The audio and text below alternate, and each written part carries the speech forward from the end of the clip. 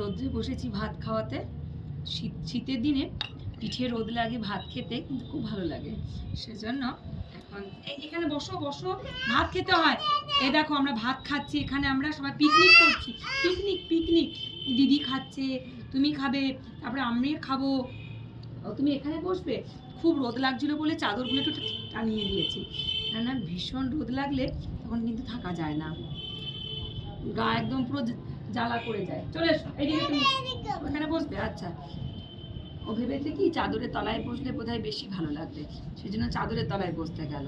কিন্তু এতটা রোদ যখন গায়ে লাগবে আপনা আপনি সরে চলে আসবে। না ভাতটা না।